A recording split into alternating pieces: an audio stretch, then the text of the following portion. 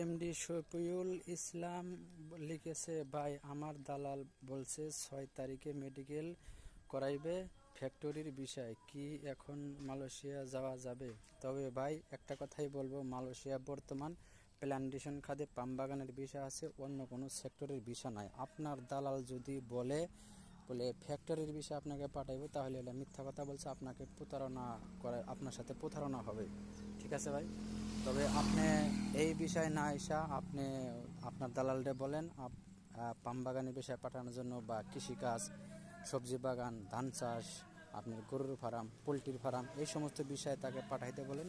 তবে বর্তমান ভাই এখনও ফ্যাক্টরির বিষয় চালু হয় নাই। তবে আর ভিডিওটা বেশি বেশি শেয়ার করে দেবেন, যে আপনার মতো কোনো ভাই জানি প্রতারিত না হয়। যাই হোক ভাই, আমি আবার বলি, অন্য কোনো সেক্টরের বিষয় বর্তমান মালয়েশিয়া চালু হয় নাই, বা মালয়েশিয়ার সরকার এখনও চালু করে নাই। যদি দালাল বইলা থাকে সেটা মিথ্যা কথা।